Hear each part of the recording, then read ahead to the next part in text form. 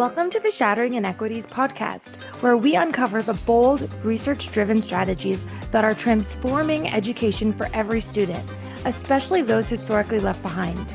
In each episode, we'll highlight leaders who are not just imagining a better future, but actively creating one. Through real-world successes, challenges, and actionable insights, this podcast is a space to crowdsource solutions that advance shattering inequities in education. And now, here's your host, Dr. Robin Avelar La Salle.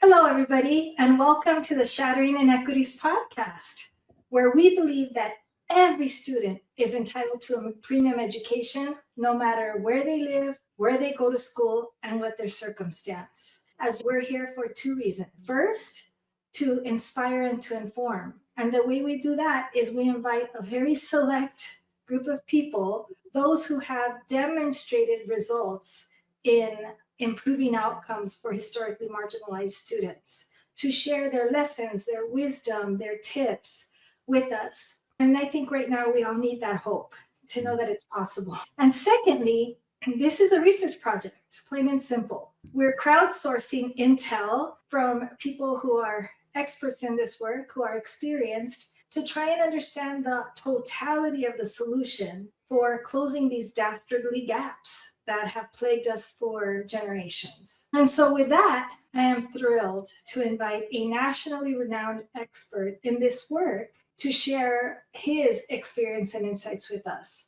Dr. Victor Rios, professor of sociology at University of California at Santa Barbara, and many other things. Thank you so much for joining us today. Thank you, Dr. Avelar La Salle, and thank you so much for just your legacy of contributing to making a difference in education throughout the country. You're very sweet. At the beginning, when people started using my name in conjunction with legacy, and now it just means I've been around a long, my legacy equates to longevity. But that aside, I'd like to start by doing two things at once. One of the things we know is that people who are excellent at this work, very impactful, have a story where somewhere on their life trajectory, there was a not on my watch moment. There was a moment, many, but one or two that stand out as that red line in the sand that gave you that burning inside your gut that said, oh no, this is not okay, and I'm going to devote my life's work to this. By way of asking you to introduce yourself, rather than the resume, which is too long for us to review here, would you mind explaining to us what made Dr. Victor Rios, or Victor,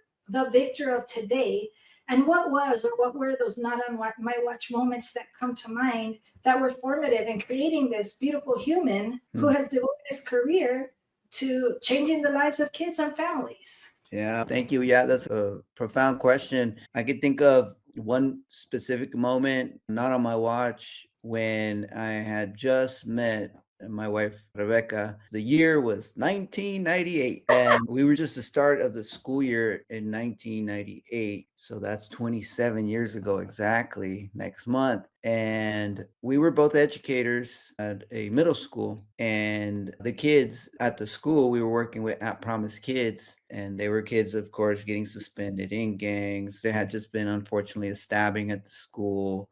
And we were trying to do a lot of violence prevention and intervention. And Rebecca walked in as a student teacher, and I had been at the school for 1 year. So this was my second year, and the kids knew me, and they were like, hey, Mr. Rios, Ms. Morelos wants you to take her on a date. And then they told her, hey, Ms. Morelos, Mr. Rios wants to take you on a date. And we were like really starting our careers. So we were like, no, got to keep it professional. We're not crossing any lines. We're here to support you. And we happen to work with you together. But it's okay for us to just be friends. Y'all ain't got to hook us up. But then one day they conspired, as young people always do. And they conspired to convince Rebecca to go on a date with me. So they said, hey, Miss Morelos, your Volkswagen Jetta is all messed up. It's dirty. We're going to wash it for you. And she was like, and what do I have to do in exchange? And of course, they said, all you have to do is go to lunch with Mr. Rios and we'll call it even. And then she's like, all right, I'll go to lunch with him. And I didn't know they were doing this. So then she just came up to me and she's like, I hear we're going to lunch. And I'm like, really? She's like, yeah. And then, of course, I find out they had conspired to do this. And I was like, I'm so sorry. I didn't put them up to you to this. I promise. She's, it's fine. Let's just go across the street to the little Chinese restaurant, get some meat, and we'll come back. So at lunchtime, we go have a little Chinese food and hit it off. And the rest is history 27 years later. So the reason I tell you that, this is not where I thought this story was going. So I must. You know how it is. We love to layer our stories, right? As Leslie Mormon Silko says, the Native American author, she says, a word of caution, our stories are not just for entertainment. So we layer our stories, right? So that story, the reason I give you that story is the context is because then working together at this school by year 2, walk into her classroom. Now Rebecca was a full-time teacher there, and she had a partner teacher, right? They pair you up when you're young like that with a partner teacher. And I walk into her classroom and her partner teacher's looking at her and referring to the Latina girls. She points to one of them. She goes, you see this one? And I was in the room, so it's the 3 of us, but she's talking to Rebecca. She goes, this one, her brother's a gang member. Parents are checked out. She's going to end up pregnant within a year. And she's in front of the student? The student. No, the student could probably vaguely hear. You know how it is. Adults sometimes think students can't hear. I've been in the exact same situation. That's why you should never say anything like, but that should definitely not be shared in a classroom in presence of yeah. And it was in that moment, Rebecca and I looked at each other and we both looked at her like we have to say something. And Rebecca started and she goes, how do you know that? And then I said, yeah, how do you predict the future? And then she goes, it happens to these girls all the time. And of course, then Rebecca and I start to go through this logical. She's a senior teacher. We're just starting. We're just trying to challenge the system without getting obliterated by the system. So we're challenging her in a very professional way and just asking her questions like, wait, what if she's the one that makes it? What if she defies the stereotypes? And that when Rebecca says stereotypes, you could see her saying, oh no, I didn't mean it that way. I mean, what I meant is that she has so many risks. And this is when Rebecca and I started to think we got to change the language and even considering kids at risk. And we'll talk a little bit later about that transformation we've had in those 27 years now. But all to say that it's in that moment that it was definitely not on my watch, not on Rebecca's watch, collectively, that we were going to allow the system to further stereotype our children. This is 27 years ago. Unfortunately, there's still stereotypes, but also fortunately, there have been some changes where there have been lots of educators that have come along and said, I'm not going to reify stereotypes. And it's because of people like that say, not on my watch will I let you reify stereotypes about Latino children, Black children, and other marginalized children in our society. So that's one of my not on my watch moments that I'm proud of, because with my wolf pack at the moment, Rebecca became my wolf pack, that we were like, we had the courage to speak up against this very senior teacher. She was the head of the teacher union. She was in with the principal at the school. She had power, and we still spoke up, and we made her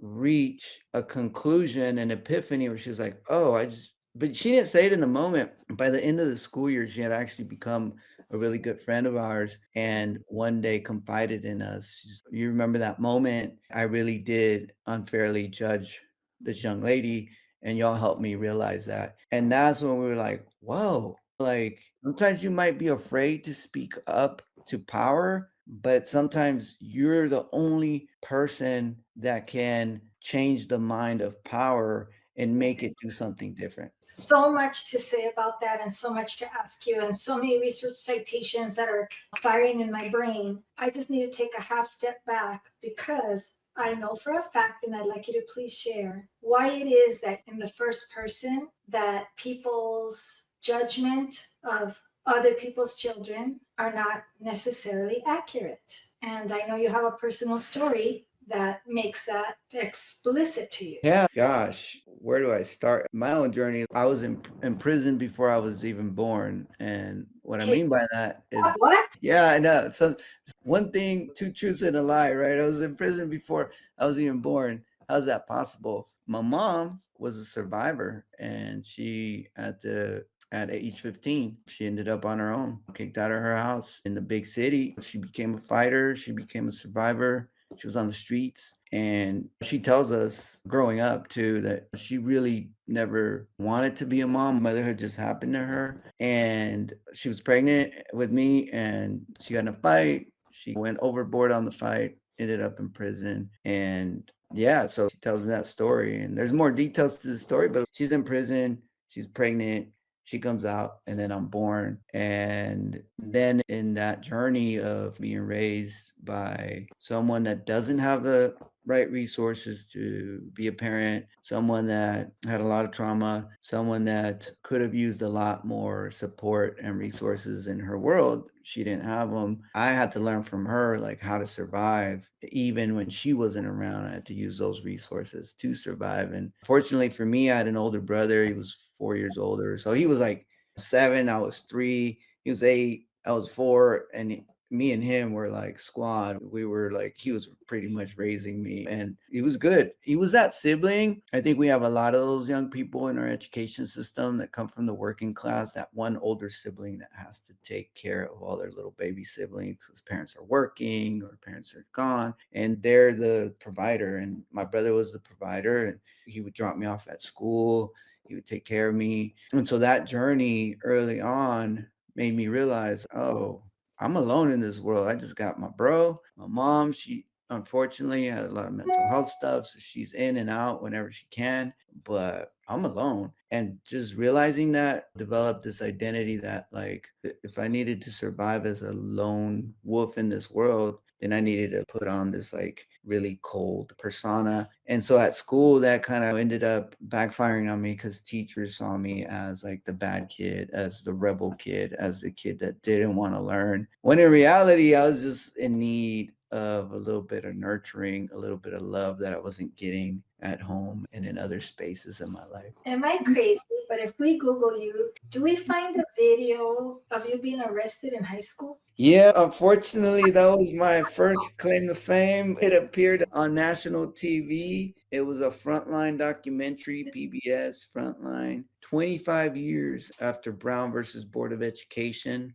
Frontline did a special on desegregated schools. And pretty much the premise was how messed up they are that all the races have come together. It was a bad piece. Talk about stereotypes. All the black students were shown as being disrespectful and rude and loud.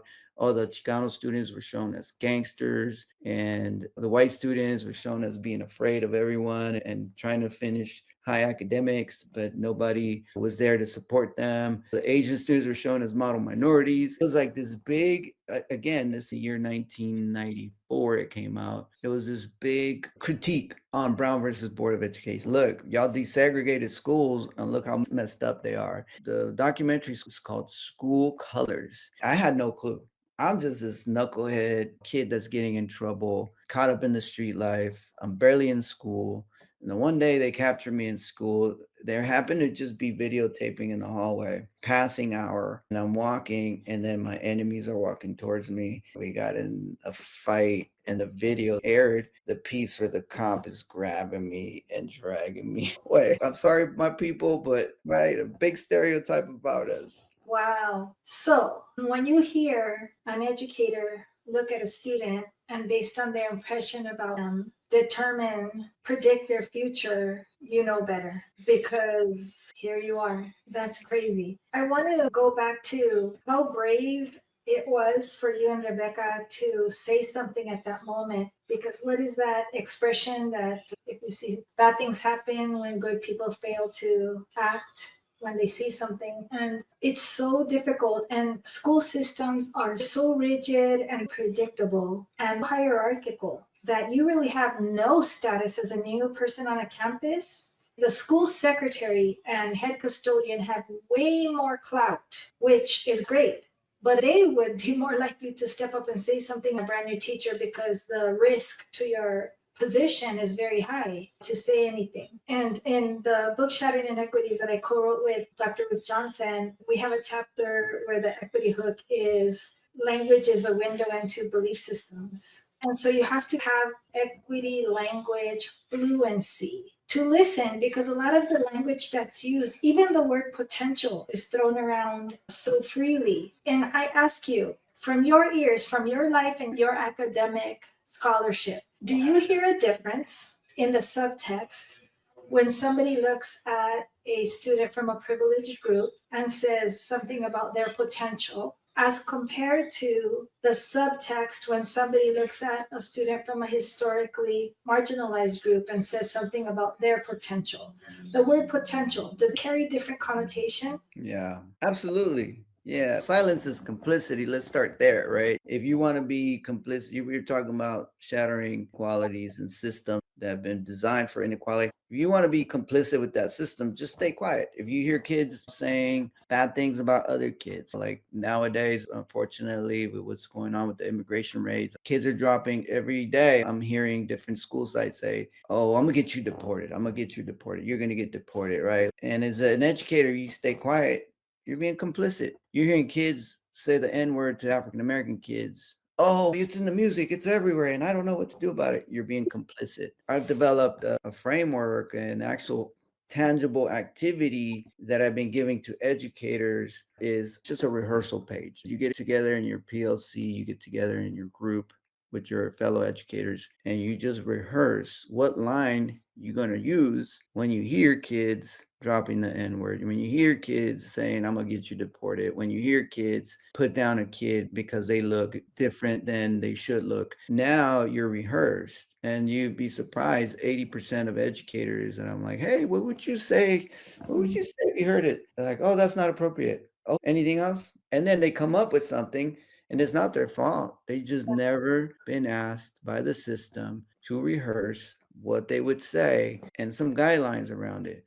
So then they've been rehearsing as a team, and then they get good lines from each other. We call it the stop, drop, and roll. You stop everything. Whoa, I just heard you say that. Wait, what did you do? You just said, "Oh, you're gonna get the wait." At this school, our community principals, we're not about disrespecting people in that way. So that's the stop. The drop, you drop the mic. Let me teach you a little historical lesson of how people for generations have felt like they are not human and been dehumanized and been made felt like they don't belong, even though they're Americans just like all of us, but they happen to be of a different skin color or last name. And now you're telling them that you're going to send them somewhere else where they don't even know that place. And then the role is, let's keep the conversation going. Let's get back to the math lesson, stop, drop, and roll. And the reason I bring that up is because a lot of times we believe that we just need to stick to our strengths. And instead, we need to stick to our superpowers.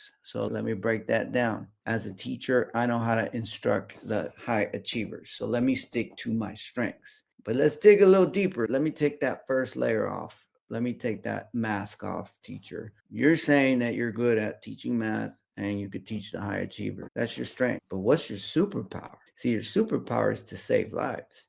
Your superpower is to help those that have been left behind. Your superpower is to make a difference in the world of your students who are being, literally for some of them, feeling persecuted this summer. And now they're coming in the fall to your classroom and they're feeling like their families are getting chased around. They don't know when their parent will arrive from work or not. And they're terrified, literally in fear. And your superpower, teacher, is to help these young people heal. Now, you can hide from your superpower all you want, but that is indeed what's inside of you. If you want to hide behind your strengths, go ahead. But that's not what education is about. And so that's an important distinction to make, because when we hide behind our strengths rather than to really shine our superpower is when we start to reify those stereotypes. Oh, yeah, no, the high achievers. Oh, yeah. Listen, I'm a good teacher and I can only deal with high achievers because, hey, let's face it, they're going through stuff too, and I'm there to support them.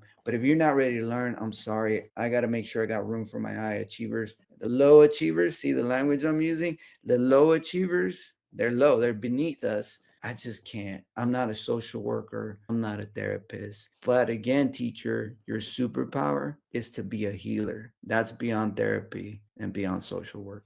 Wow, you stopped me cold there. I love the brilliance of your stop, drop, and roll. What we found that we as adults have moments where we are in the presence of behaviors or language or dispositions that are head scratchers, that we know are harmful to students and families, and we don't know what to say. And in our books, we've written, when you don't know what to say, take a Twix moment. So we say, when you don't know what to say, this. I don't know what to say right now. So it's the drop. Like, I don't have, because you're sometimes frozen with Yeah. disbelief. And if you happen to be somebody who empathizes very deeply or who shares the background of the students in whatever way, who connects with your students and families, it is very emotional and hurtful to hear those things. And you're really like all your cells are vibrating and you don't know what to do. So just say, I don't know what to say right now, but I know something's not right. So I need to take some time and think about this. And then I will come back and we'll have a conversation about this. And it's just give me a moment, because sometimes, as you said, one thing is, and it's hard enough to hear students parroting what other adults have said. That's where they get their verbiage. But when you have adults who have credentials and degrees and saying this about other students like you and Rebecca had in your classroom, it's a whole other level to speak to power, and it's risky. So just even doing the stop is powerful. So I love that you go beyond the stop and you actually have a formula for what's next. I love that. Let me. By the way, sorry, if for any educators watching, that's a free resource on my website, and my website is just my name, drvictorios.com, but it's a free resource I offer educators. Download it, practice it, stop, drop, and roll with your colleagues, come up with some common language that y'all could use, because it's an epidemic out there, all this hate and bias language now. So somehow we made it okay in our society to talk hate and bias and be unchecked, but we definitely have to stop, drop, and roll a lot of people in our society today. And it's all to the good, because that teacher that we didn't realize this, Rebecca and I, 27 years ago, we stopped, dropped, and rolled for that teacher, but we did it with heart. We didn't do it with hate. We got it. These tough times require lots of love, not more hate creates more hate, but love creates more love. So we're pushing her in a loving way. And what's cool to see is that she comes around at the end of the year and she's like, I want to work on myself, because I should not be saying this about these children. Whereas if we had blasted her, you know what, you're racist. Yeah. Cool. Maybe she would have shut down. I've seen a lot of people shut down and be like, these dumb new educators call me racist, and I'm just going to keep the hate in my heart. And then it creates more hate. So you're picking up on a thread that has come up before in previous guests, but with a different spin. And that is, people are saying, there are people who are saying, so I'll pose the question to you, not to set up the answer. So people have said, oh, expectations are dangerous or accelerating, depending on what the expectations are. So for historically lower achieving students caught by the system that is built for that outcome, the expectations for those kids, just like what we said right now, are what have turned into decisions and policies and practices that produce that result.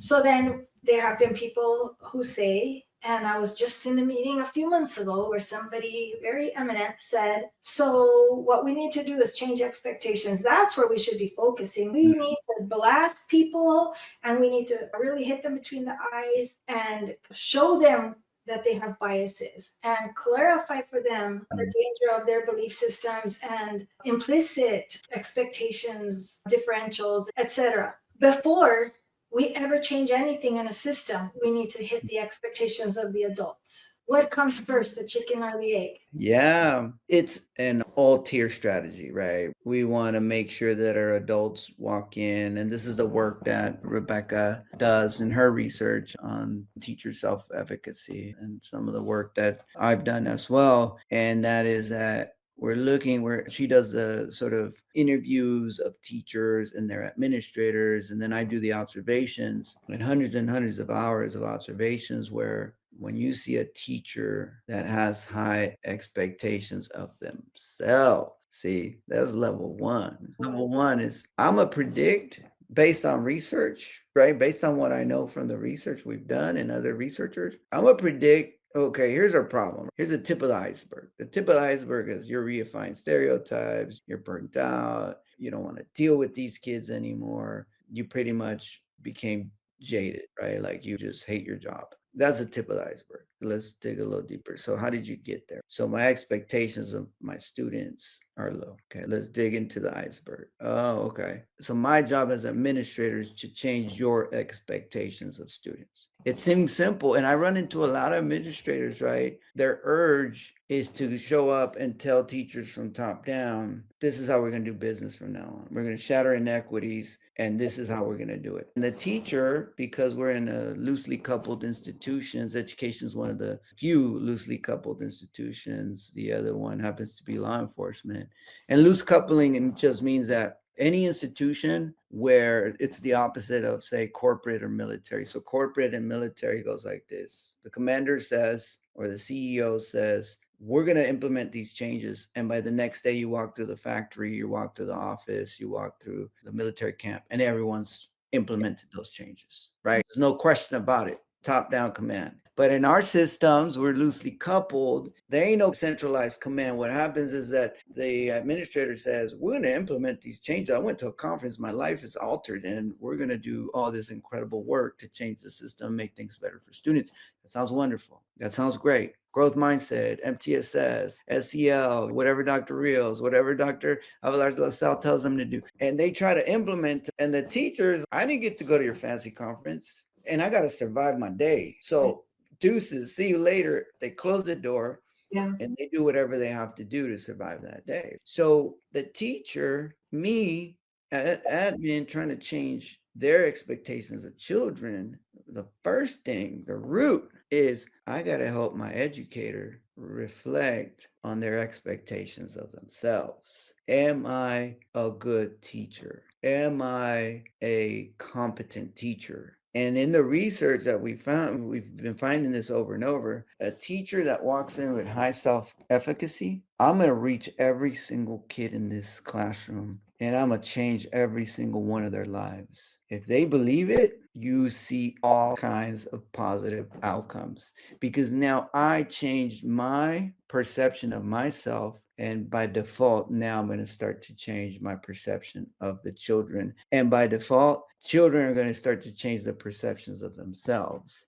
And so that's a multi-layered kind of model that we haven't really considered in the past, because we're operating as if our educators are robots. Okay, change your expectations of kids. Sure, see you later. That's not how it works. That's why what really resonated with me was when you said you stopped, drop, and rolled even before you knew to call it that. And then in time, that person you spoke to changed her worldview from the inside out. And I know that to be true in my own work, that you cannot change other people's beliefs about anybody or themselves. That's an inside out metamorphosis. I cannot tell you, quit it. Stop thinking like that about those people. Stop thinking like that about yourself. That doesn't work. You have to do something else that results in this self-reflection and internal growth. And I think you would agree that the vast majority of people in education are angels, and they want the best for their students and their families,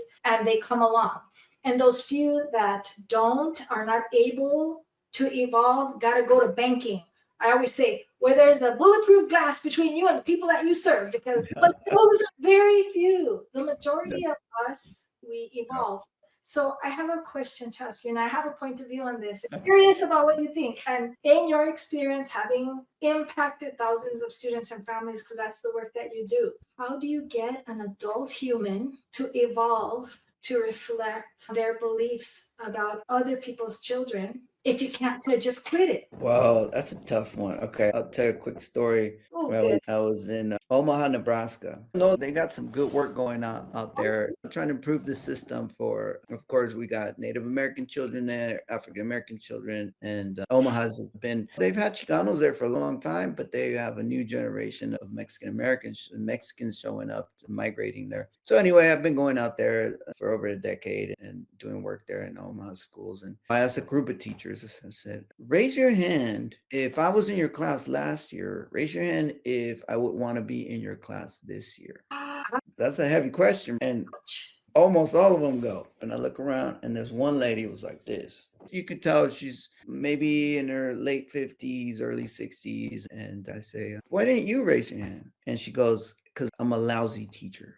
I'm a bad teacher. And I was like, oh, okay, what makes you say that? And she starts to cry. And she's like, I just been mean to my students. I've just been burnt out. And I'm really just waiting for the day that I retire. And I go, Miss, I'm going to disagree with you that you're a lousy teacher. And then she gave me some examples. And I'm like, I'm still going to disagree with you. And this is why. I got to practice what I preach. If I'm going to tell you that there's no such thing as a lousy student, then I got to believe that there's no such thing as a lousy teacher. And that got controversial. And then we got into a conversation with the audience because some people are like, some people just need to leave. Like you're saying, go to a bank or something. But she's right. She is a lousy teacher. Right? That's what people say. And I'm like, no, but I got to believe what I'm preaching, right? I got to take my own medicine. And that is that if we're not going to say children are bad, children are lousy, children are whatever, then we can't say that about teachers. Now, right? The distinction is we do hold children accountable. You don't label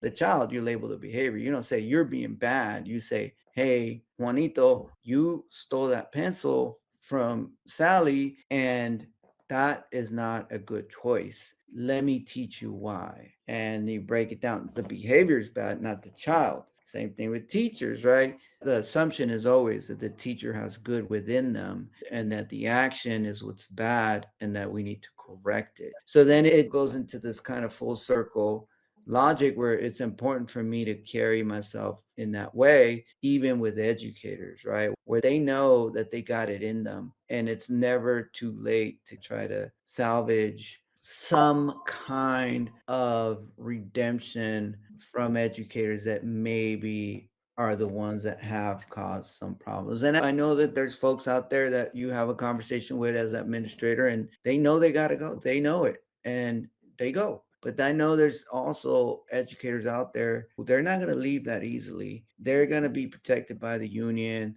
They're going to be finding ways to change the culture. Okay, there it is. So that then they have to follow, even if they don't want to follow. And then you catch them 2 years later. And I'm like, I thought you didn't work with kids that you considered blah, blah, blah. And I see you working with them now and changing their lives. Oh, yeah, that's just what we do at the school. You don't even know. It's like the elevator experiment. Like you Google it right on YouTube, elevator experiment, where you press the button, the door opens, and people are facing the wall. And then you're like, oh, why are they facing the wall? And most people in this experiment will turn around and face the wall too. Why? Because the culture changed. Now, I guess we face the wall. I don't know the logic, but I just know that's the culture here. So I'm just going to do it, right? Because it's social norms. Boom. And then some people have a hard time doing the right thing because everyone's facing the wall. And this is the work of culture change. A lot of times we're talking about mindset change. That's cool and all, but yeah, I'm gonna spend 100 hours trying to change a teacher's mindset when I need to be spending that time changing the culture so everyone knows the implicit rule here is that we don't stereotype. The implicit rule here is that we treat everyone with dignity and respect. And the implicit rule here is that no child should ever be made to feel inferior, especially by a cherished educator. So I must be right because I agree with you. So my way of saying what you just shared is you change the conditions. Yes. And then students surpass our expectations. And they do that the first time and we're in disbelief. They must be cheating. Somebody must be cheating. They do that the second time. You're not in disbelief, but you're inquisitive. They do that the third time. It might take 4 times, it might take 10, but eventually it becomes a new normal and the expectations improve. As opposed to what this person recently said, which is so common, oh no, we have to sit and we have to have powwows. We have to have like meditation sessions and we've got to have therapy. And we've got to have these experiences where we tear ourselves down and search our souls for our implicit biases before anything changes for kids. To which I say, I'll be dead by then. Come on, people. The brilliance of what you said was it's not an individual sport. Changing education for it's 20 million of the 60 million kids in the United States are on the wrong side of the achievement line, the most egregiously wrong side. not just below grade level, but at the very lowest rung. So for that third of those thousands of students, improvement needs to come now. Yeah.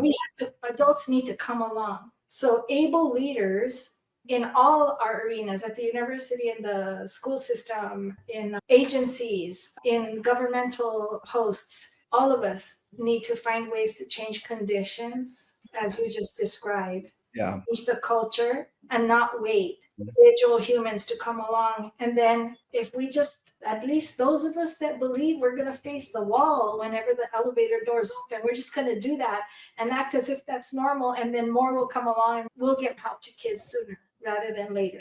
That's all important, because you don't become an educator to collect a paycheck. You don't become an educator because you want to torture young people. You become an educator because you have a passion for learning, you have a passion for teaching, you have a passion for seeing people's lives change, guiding people, mentoring. So let's just, as a system, reward those behaviors and actions that are inclusive of students, that are helping students become survivors and thrivers in this world. And the minute we start to incentivize that more is the minute we start to see the culture change, because I am a scholar of culture after all. And when I see culture changing is when I see society changing, right? We're even today, our society, a very rough culture, right? We're a very polarized culture, right? Either you're here or you're here. And it's unfortunate to see, because we see our children having to choose. I get to be mean today because politicians are being mean, so I get to be mean. I get to be like, we're going to deport you because you're brown. That's what politicians are doing. So it must be cool to do. And so when we have those kinds of cultural battles in our world, then we start to see how our children react to that. And so very important for us to have what I call crisis resilient school cultures, where you could be having all kinds of stuff going on the outside world, right? Crisis, right? Fires, so natural disasters, hate, mass deportation, you could have poverty, right? All these terrible things happening out there, abuse at home. And as a school community, you're like, how am I going to help these children? They got so much going on. Or you could be like, you know what? Actually, when children walk into this school, even if the projects are right across the street, there's a beautiful community out in Lompoc where I do some work, and I know you've done some work as well. There's a high school literally across the street from the projects, and there's a beautiful educator there, Mrs. Venegas, and she will hold space in this tiny little office with 25 at-promise kids. And these young men, the ones she works with are particularly young men, they're the ones that coming out of juvie. They're the ones that doing dirt. They're the ones that getting in trouble. But the minute they walk from the projects, literally roll out of bed, cross the street, they're scholars. They're sitting up straight. They're filling out the worksheets that she brings them. Self-reflection. She's, hey, Dr. Rios, help me with some self-regulation. Oh, I got you. I developed a whole self-regulation module for her where they're learning about anger and hey bro, what do you see when you get mad? What happens in your body? Oh man, I see red, homie. Okay, all right, tranquilo. Okay, what happens to your body? Man, my fist go like this and I crash out. Okay, so let's come up with a self-regulation plan. When you start seeing red, when you fist go like this, and then they write it out. And so those beautiful educators that create a crisis resilient school culture where they could be crisis over there. Someone just got hurt over there the other day, or I got hurt the other day over there, but I'm crossing the street. I'm going to my teacher who's going to create an environment where I could just, again, I said, not just survive, but thrive. In my work, I start with the victim. Okay, and the victim, tell me your story. Oh man, the police do this, the teachers do this, my parents did this. Okay, man, I hear you. Tell me more. Oh, and this and that. Okay, that's the victim. Let me try to help you reframe that story into a survivor, because you're here right now. You chose to be here today. You could be out in the street. You could be out doing time. You're here in school. So talk to me. Yeah, Ms. Venegas, she hooks me up. She helps me out. Okay. All right. So there's one more level of evolution, and that evolution is to be a thriver. Let me get your 10-year plan going. Let me talk to you about college. Start mapping it out. So that evolution for our students is so important, and it's so important for us as educators to see that any student can evolve, right, from being that victim to the survivor to the thriver. And it all goes back to creating these crisis resilience cultures in our school, where no matter what's going on out there, we got a little cocoon right here, production. We got a cocoon of creativity and creation. We got a cocoon of thriving happening. And yes, we do live with fear that maybe when those children cross the street, something bad will happen. But we cannot let those fears rule the way we educate. We got to let our hopes rule the way we educate. Oh my goodness. I'm hearing you, and I'm recognizing that the reason why what you're saying just makes me quiver is because I'm very concerned when we put teachers and even counselors who are trained in programming students and managing their education. We're not therapists. We don't have psychoanalysis training. A typical school counselor, guidance counselor, we generally don't have that background. Administrators, we don't have that background. And when we put them in a position to pretend that's our primary job, it results in lots of reactions. I'm not a counselor. It's not that I'm trying to be resistant, it's that I'm really not. I don't know what to do. I could create harm. But what you're saying is, no, we're trying to go up the ladder because we're educators. It's about learning. We're trying to educate, give students a premium education so they have every life option available to them upon graduation. We just need to go through these steps. We need to get them to the place where they can thrive. And whatever, I would argue, whatever kind of resources we need to connect kids and families to get us to be able to help kids go up that ladder, that's what we need to do. Our domain is up here. We need to come to school as if our students are ready to learn, expecting that they will be scholars. Exactly as you said. I often cite Hoover Elementary School in the MacArthur Park area, the highest crime area, blah, blah, blah, all these conditions. But when you walk in the main walkway, there's a sort of an overhang, and they've painted on there, the door to college starts here. What's going on across the street, whatever you listen to and you hear, and the however many lockdowns you have in a week, and however many you have, the door to college opens here in kindergarten.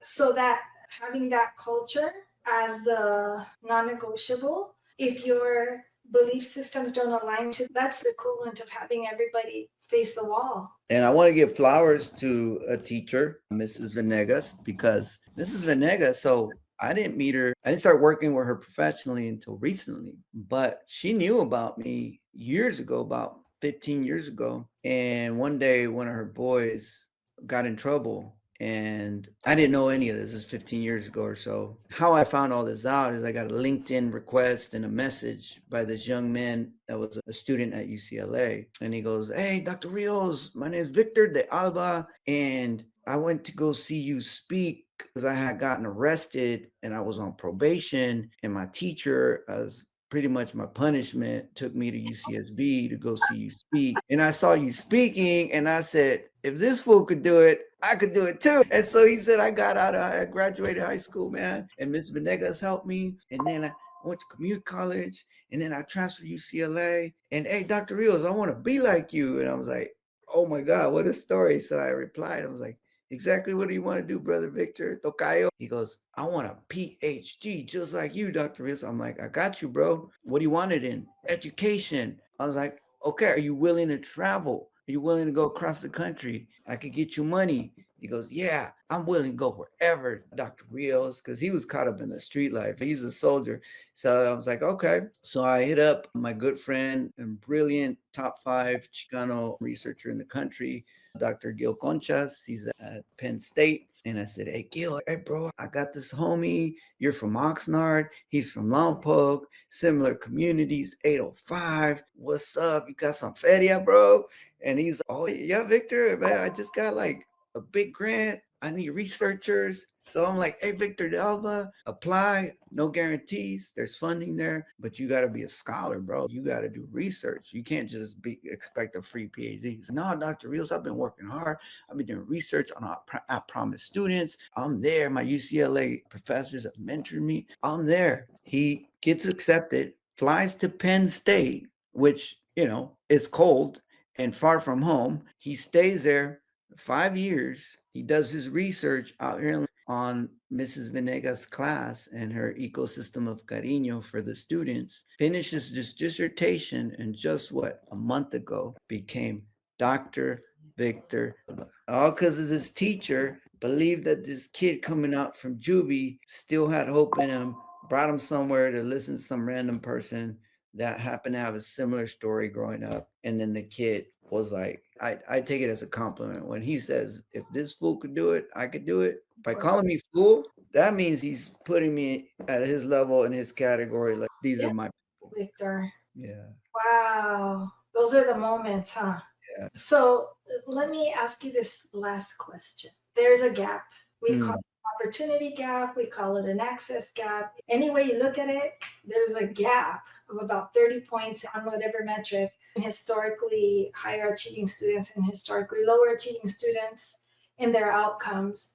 And the historically lower achieving students are the same demographic groups from before Brown versus Board of Education, Topeka, Kansas. Like what you were talking about with the documentary. From your scholarship and your practical experience working with schools and districts and counties across the nation, probably beyond the United States, and what would be your number one piece of wisdom?